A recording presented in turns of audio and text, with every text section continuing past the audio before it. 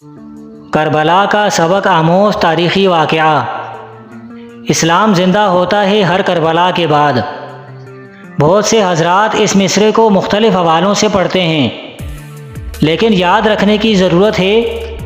کہ واقعی سیدنا حضرت حسین رضی اللہ تعالیٰ عنہ نے تو اپنے عمل سے یہ ثابت کر دیا کہ کس طرح باطل کے سامنے ڈٹ کر کھڑا رہنا اور راہ حق میں جان کی بازی لگا دینے سے گریز نہ کرنا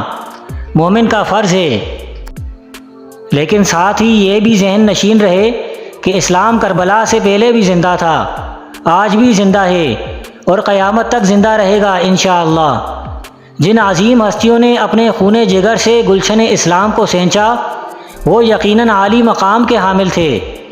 لیکن ان سب سے اعلیٰ مقام اللہ سبحانہ و تعالیٰ کے مقدس دین اسلام کو حاصل ہے۔ تاریخ کے اوراق پلٹیں تو معلوم ہوگا کہ اسلام میں ایسے سینکڑوں واقعات پیش آئے ہیں جن میں اسلام کے مجاہدین نے اپنی جان کی پرواہ کیے بغیر باطل کے سامنے باشوق جام شہادت نوش کیا، اور بعض واقعات تو اس واقعے کربلا سے بھی زیادہ دل دلا دینے والے ہیں۔ مثلاً آپ کو اسلام کی پہلی شہید حضرت سمیہ رضی اللہ تعالیٰ عنہ کا واقعہ تو یاد ہی ہوگا۔ ناہنجار ابو جہل نے اس 70 سالہ بوڑھی کے دونوں پاؤں کو الگ الگ اونٹوں کے پاؤں میں رسی سے باندھ کر انہیں مخالف سمت میں دوڑا دیا اور جسم کے 2 ٹکڑے کر دیے۔ کیا آپ رسول اللہ صلی اللہ علیہ وسلم کے دودھ شریک بھائی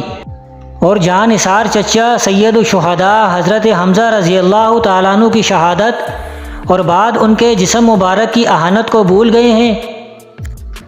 کہ کس طرح حضرت ہندہ رضی اللہ تعالیٰ عنہ اور حضرت وحشی رضی اللہ تعالیٰ عنہ نے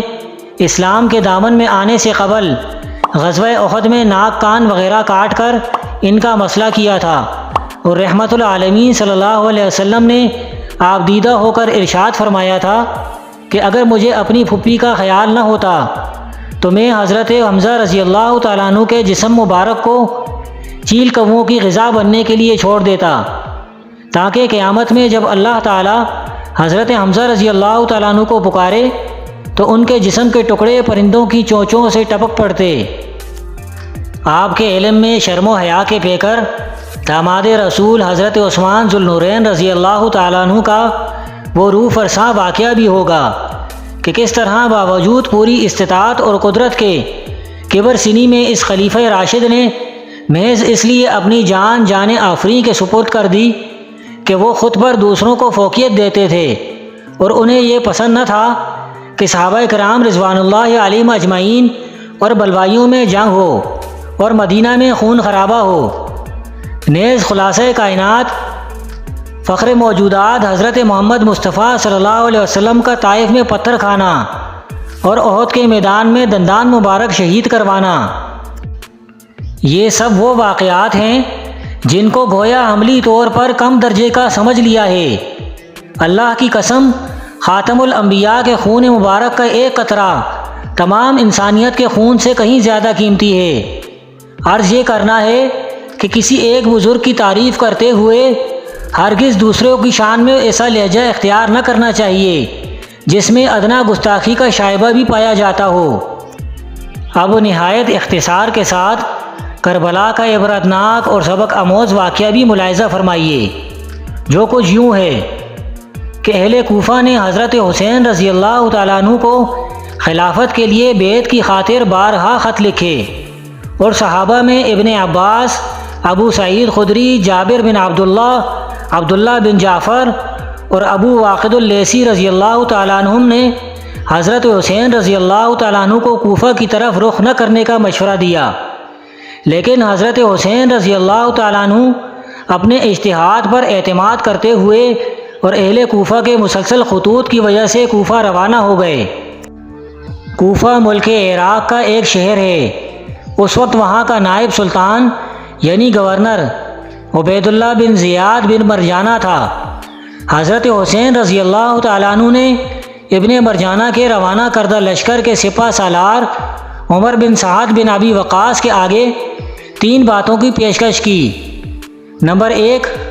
یا تو انہیں واپس جانے کی اجازت دی جائے، نمبر 2، یا زید بن معاویہ رضی اللہ تعالیٰ عنہ سے ملاقات کے لیے ملک شام روانہ ہونے دیا جائے۔ نمبر 3، یا پھر اسلامی سرحدوں پر جان فشانی کا موقع دیا جائے، جس پر ابن مرجانہ نے ملک شام روانگی کی منظوری دے دی۔ حاشیہ برداروں میں شمر بن ذوالجوش الزبی نے مداخلت کرتے ہوئے حضرت حسین رضی اللہ تعالیٰ عنہ کو یزید بن معاویہ رضی اللہ تعالیٰ عنہ کے پاس بھیجنے سے منع کیا اور خود اسے فیصلہ کرنے پر ابھارا۔ نتیجتاً دونوں لشکروں کا آمنا سامنا ہوا اور حضرت حسین رضی اللہ تعالیٰ عنہ نے مثالی شجاعت کا مظاہرہ کیا، لیکن شمر بن ذوالجوش الزبی نے سپاہیوں کو حضرت حسین رضی اللہ تعالیٰ عنہ پر حملہ کرنے اور انہیں قتل کرنے کا حکم دیا، جس کی تعمیل کرتے ہوئے زرع بن شریک التمیمی نے ضرب لگائی اور سنان بن انس الخنی نے سر قلم کیا۔ حضرت حسین رضی اللہ تعالیٰ عنہ کی اس وقت عمر 56 سال تھی اور آپ رضی اللہ تعالیٰ عنہ ملک عراق میں واقع شہر کوفہ سے قریب نہر فرات کے نزدیک میدان کربلا میں جمعہ کے دن صبح کے وقت 10 محرم الحرام 61 ہجری مطابق 12 اکتوبر 680 عیسوی کو بروز عاشورہ کو اس جنگ میں شہید کر دیے گئے، جس کی رسول اللہ صلی اللہ علیہ وسلم پیشن گوئی فرما چکے تھے۔ ان للہ و انا الیہ راجعون۔ شہادت کے بعد سر کو ابن مرجانہ کے پاس لایا گیا، پھر اسے مدینہ منورہ روانہ کیا گیا اور وہیں پر سر کی تدفین عمل میں آئی۔ جب ابن مرجانہ نے ملک عراق میں واقع شہر کوفہ سے ملک شام میں واقع شہر دمشق میں یزید بن معاویہ رضی اللہ تعالیٰ عنہ کو اس سانحے کی اطلاع کا مکتوب روانہ کیا تو یزید بن معاویہ رضی اللہ تعالیٰ عنہ روتے ہوئے کہنے لگے کہ حضرت حسین رضی اللہ تعالیٰ عنہ کے قتل کے بغیر ہی میں اہل عراق کی فرمانبرداری سے خوش ہو جاتا۔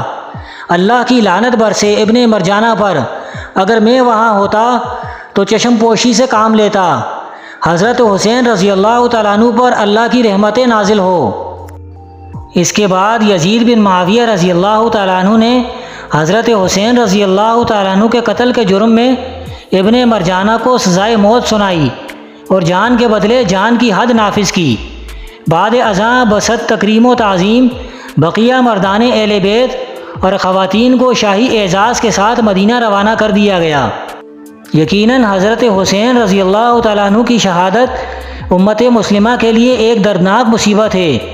اور مصیبت میں صبر کرنے کی ہدایت اور صبر کرنے پر رب کی نوازشوں اور رحمتوں کی بشارت بھی ہے۔ اور جو مصیبت و غم میں نوحہ کرتے ہوئے اپنے چہرے پر مارے، کپڑوں کو پھاڑے اور غیر اسلامی جاہلانہ الفاظ استعمال کرے، اس کا مسلمانوں سے کوئی تعلق نہیں ہے، کیونکہ عہد نبوت میں بیویوں کے علاوہ کسی اور کو اپنی متعلقین کے وفات پر 3 دن سے زیادہ غم منانے سے منع کیا جاتا تھا۔ علاوہ ازیں یہ بات بھی ذہن نشین رہے کہ دین اسلام کے لیے صرف ایک ہی صحابی نے جام شہادت نوش نہیں کیا، بلکہ بے شمار جلیل القدر صحابہ رضی اللہ عنہم اسلام کی سربلندی کے لیے شہید کیے گئے ہیں۔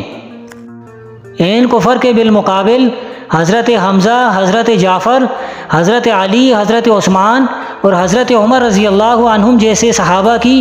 عظیم و تاریخ ساز شہادتوں کو نظر انداز کرنا اور صرف ایک ہی صحابی کی شہادت کو اہمیت دینا کہیں بروز قیامت اللہ تعالیٰ کی عدالت میں صحابہ کرام رضی اللہ عنہم کے ساتھ عصبیت اور دو رخے پن میں شمار نہ ہو۔ اللہ تعالیٰ ہمیں صحیح سمجھ اور اس پر عمل کی توفیق عطا فرمائے، آمین۔